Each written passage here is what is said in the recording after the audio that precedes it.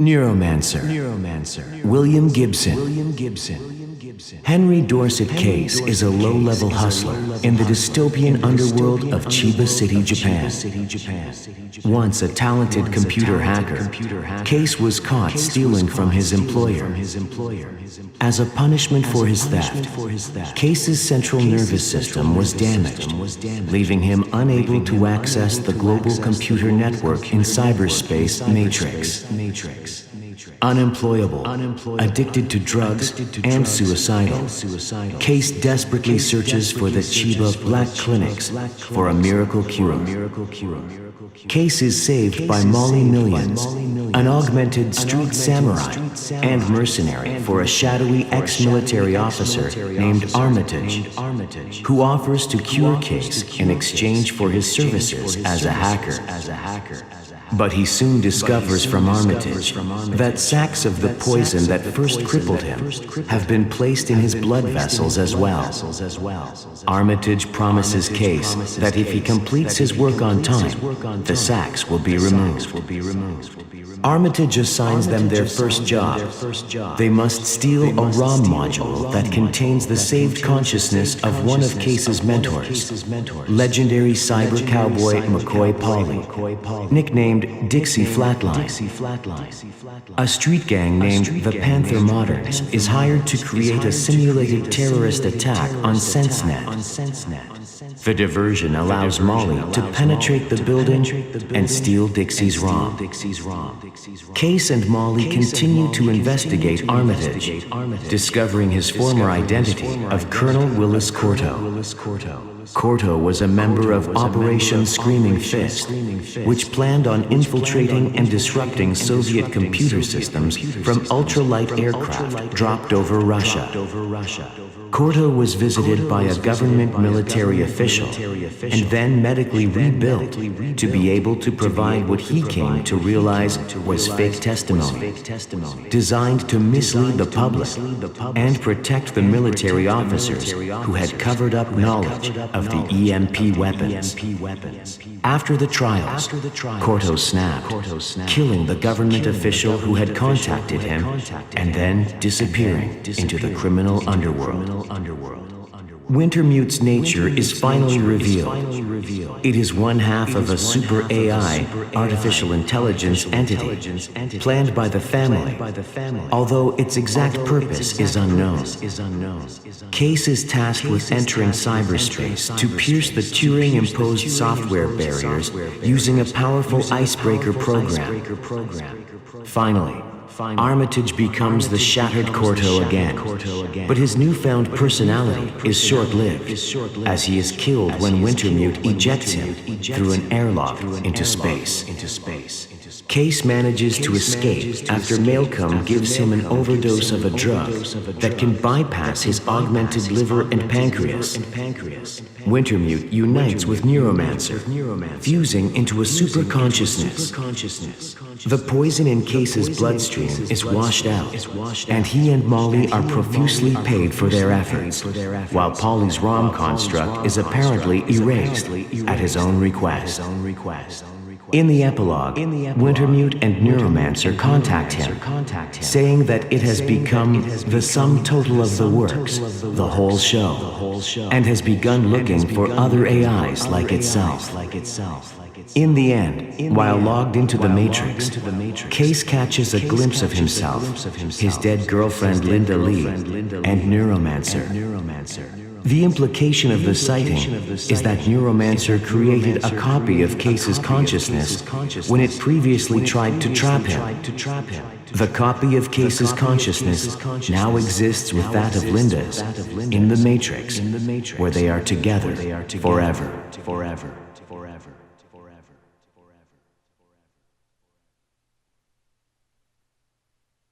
Light, John Milton. Hail, holy light, of spring of heaven firstborn, or of the eternal co-eternal being.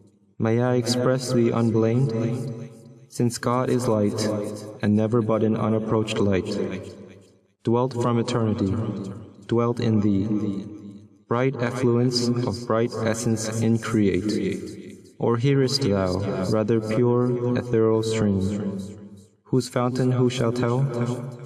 Before the sun, before the heavens thou wert, and at the voice of God, as with a mantle didst invest, the rising world of waters dark and deep, one from the void and formless infinite. Thee I revisit now with bolder wing, escapest thy Stygian pool, though long detained in that obscure sojourn, while my flight through utter and through middle darkness borne. With other notes than to the Euphorian lyre, I sung of chaos and eternal night, taught by the heavenly muse to venture down the dark descent and up to reascend. Though hard and rare, thee I revisit safe, and feel thy sovereign vital lamp.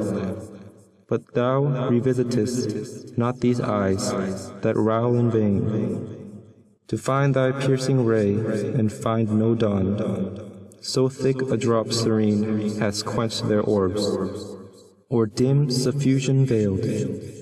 But not the more cease I wander where the muses haunt, clear spring, or shady grove, or sunny hill.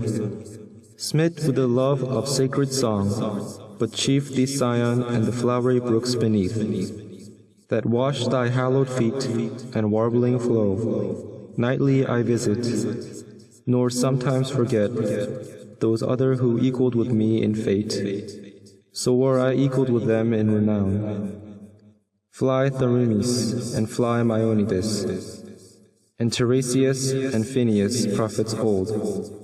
Then feed on thoughts that voluntary move, harmonious numbers as the wakeful bird sings darkling and in shadiest covert hid, tunes her nocturnal note. Thus with the year seasons return, but not to me returns day, or the sweet approach of evening or morn, or sight of vernal bloom, or summer's rose, or flocks, or herds, or human face divine.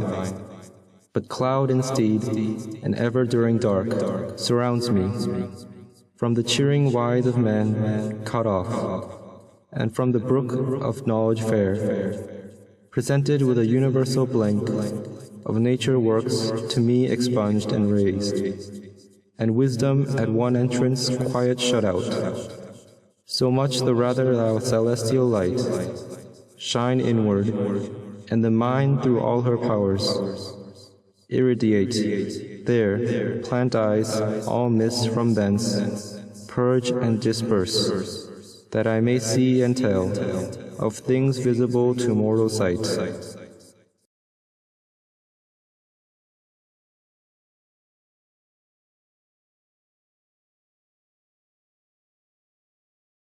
Ode to Beauty, Ralph Waldo Emerson. Who gave thee, O beauty, the keys of this breast, to credulous lover, or blessed and unblessed? Say when in lapsed ages thee knew I of old, or what was the service for which I was sold? When first my eyes saw thee, I found me thy thrall, by magical drawings, sweet tyrant of all. I drank at thy fountain, false waters of thirst, thou intimate stranger, thou latest and first. The dangerous glances make woman of men. Newborn we are melting into nature again. Lavish, lavish promiser, nigh persuading gods to err, guest of million painted forms, which in turn thy glory warms.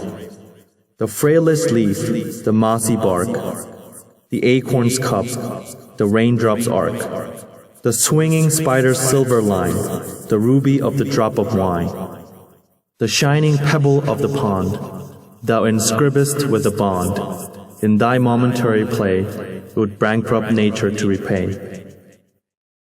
Ah, what avails it to hide or to shun, whom the Infinite One hath granted his throne? The heaven high over is the deep's lover, the sun and sea, informed by thee, before me run and draw me on. Yet fly me still, as fate refuses to me the hard fate for me chooses.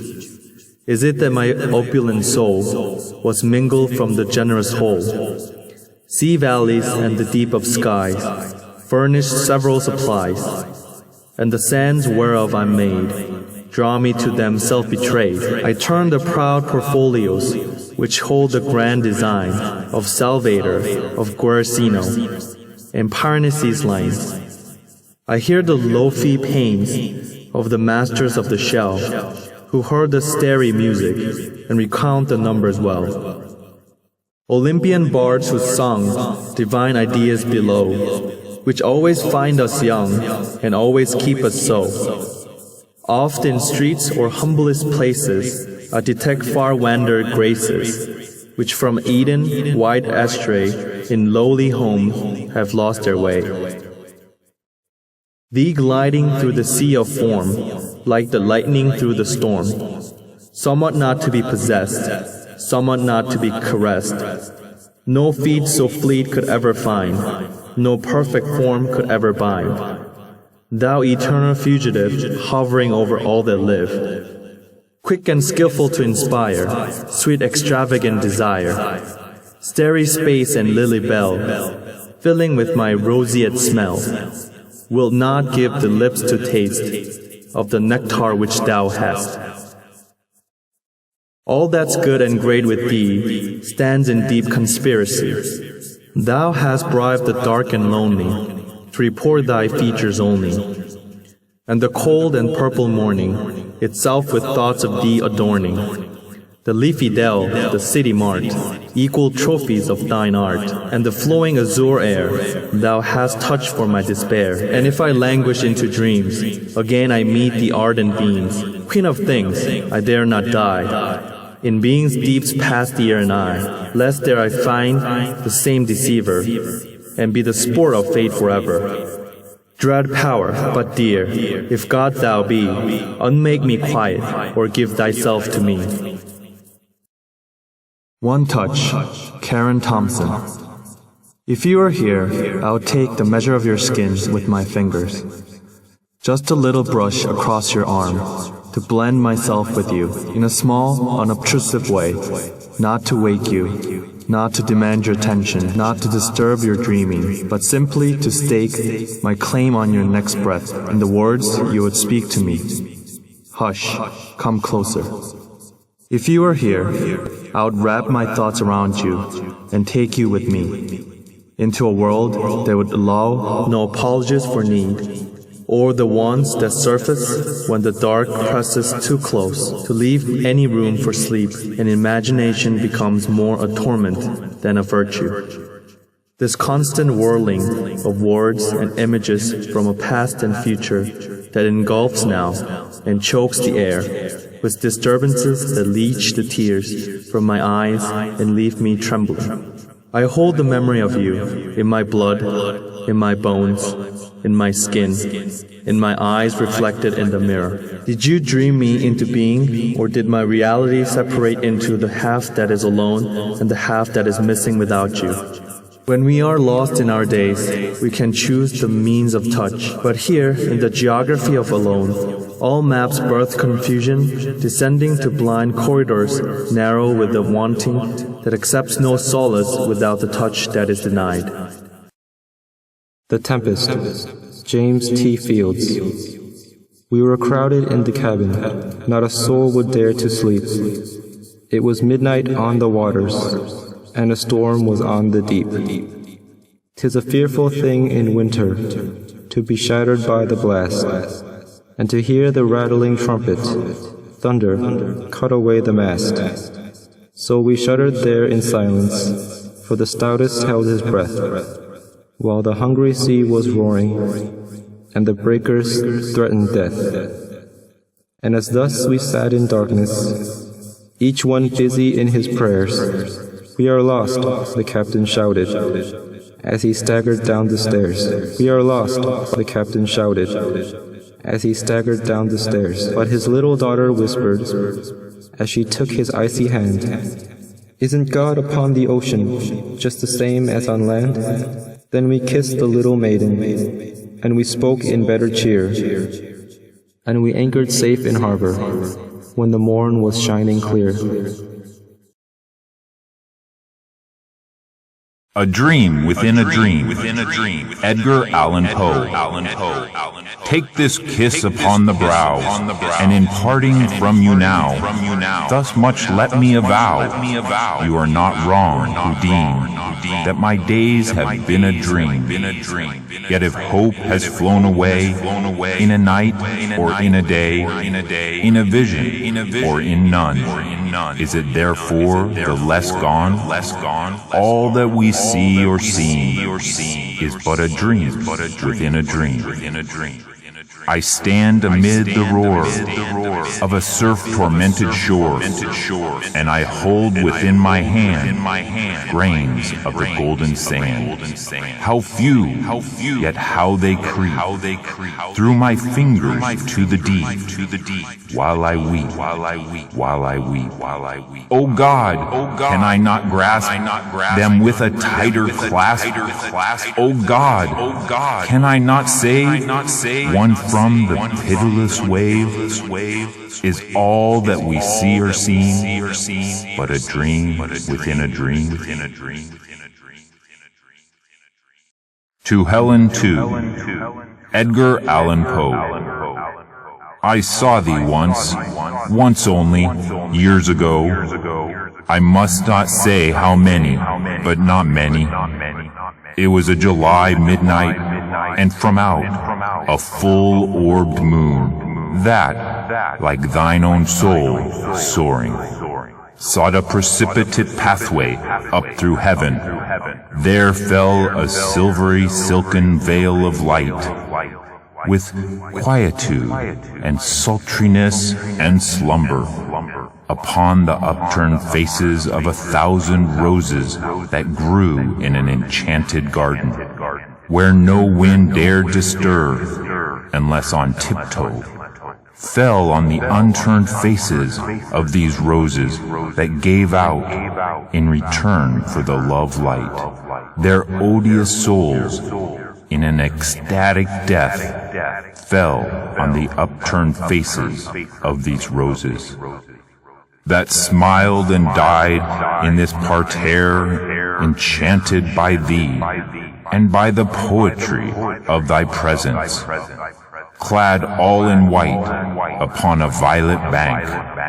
I saw thee half reclining, while the moon fell on the upturned faces of the roses, and on thy own upturned, alas, in sorrow. Was it not fate that, on this July midnight, was it not fate, whose name is also sorrow, that bade me pause before that garden gate, to breathe the incense of those slumbering roses? No footstep stirred the hated world and slept, save only thee and me. O heaven, O God, how my heart beats in coupling those two words. Save only thee and me. I paused, I looked, and in an instant all things disappeared. All, bear in mind this garden was enchanted. The pearly luster of the moon went out. The mossy banks and the meandering paths, the happy flowers and the repining trees were seen no more. The very roses' odors died in the arms of the adoring airs. All expired save thee, save less than thou, save only the divine light in thine eyes, save but the soul in thine uplifted eyes. I saw but them, they were the world to me. I saw but them, saw only them for hours, saw only them until the moon went down. What wild heart histories seemed to be enwritten upon those crystalline celestial spheres. How dark a woe, yet how sublime a hope. How silently serene a sea of pride. How daring an ambition, yet how deep. How fathomless a capacity for love. But now, at length, dear Diane sank from sight into a western couch of thundercloud, and thou, a ghost, amid the entombing trees, didst glide away. Only thine eyes remained. They would not go, they never yet have gone, lighting my lonely path home that night. They have not left me, as my hopes have since. They follow me, they lead me through the years. They are my ministers, yet I their slave. Their office is to illumine and enkindle. My duty, to be saved by their bright light, and purified in their electric fire, and sanctified in their Elysian fire. They fill my soul with beauty, which is hope, and are far up in heaven, the stars I kneel to, in the sad, silent watches of my night, while even in the meridian glare of day, I see them still, two sweetly scintillant Venuses, unextinguished by the sun. Sonnet 18. William Shakespeare. Shall I compare thee to a summer's day? Thou art more lovely and more temperate. Rough winds do shake the darling buds of May, and summer's lease hath all too short a date. Some time too hot the eye of heaven shines, and often is his gold complexion dimmed. And every fair from fair sometime declines, by chance or nature's changing course untrimmed. But thy eternal summer shall not fade, nor lose possession of that fair thou owest. Nor shall death brag thou wanderest in his shade, when in eternal lines to time thou growest. So long as men can breathe or eyes can see, so long lives this, and this gives life to thee. Once by the Ocean, Robert Frost. The shattered water made a misty din. Great waves looked over others coming in, and thought of doing something to the shore the water never did to land before. The clouds were low and hairy in the skies, like locks blown forward in the gleam of eyes. You could not tell, and yet it looked as if the shore was lucky in being backed by cliff. The cliff is being backed by continent. It looked as if a night of dark intent was coming, and not only a night, an age. Someone had better be prepared for rage. There would be more than ocean water broken before God's last put out the light was spoken. She Walks in Beauty by Lord Byron. She walks in beauty like the night of cloudless climes and starry skies, and all that's best of dark and bright meet in her aspect and her eyes, thus mellowed to that tender light which heaven to gaudy day denies. One shade the more, one ray the less, had half impaired the nameless grace which waves in every raven tress, or softly lightens o'er her face, where thoughts serenely sweet express. How pure, how dear their dwelling place. And on that cheek, and o'er that brow, so soft, so calm, yet eloquent, the smiles that win, the tints that glow, but tell of days in goodness spent, a mind at peace with all below, a heart whose love is innocent. Ode to Autumn by John Keats. Season of mists and mellow fruitfulness, close blossom friend of the maturing sun, conspiring with him how to load and bless, with fruit the vines that round the thatched eaves run, to bend with apples the mossed cottage trees, and fill all fruit with ripeness to the core, to swell the gourd and plump the hazel shells, with a sweet kernel to set budding more, and still more later flowers for the bees, until they think warm days will never cease. For summer has o'erbrimmed with clammy cells. Who hath not seen thee oft amid thy store? Sometimes whoever seeks abroad may find thee sitting careless on a granary floor, thy hair soft lifted by the winnowing wind, or a half-reaped furrow sound asleep, drowsed with the fume of poppies, while thy hook spares the next swath and all its twined flowers. And sometimes, like a gleaner thou dost keep, steady thy laden head across a brook, or by a cider press, with patient look, thou watchest the last oozing, hour by hour. Where are the songs of spring? Aye, where are they? Think not of them, thou hast thy music too, while barred clouds bloom the soft dying day, and touch the stubble plains with rosy hue. Then in a wailful choir the small gnats mourn, among the river sorrows borne aloft, or sinking as the light wind lives or dies, and full-grown lambs loud bleat from hilly bourne. Hedge crickets sing, and now with treble soft, the red-breast whistles from a garden croft, and gathering swallows twitter in the skies.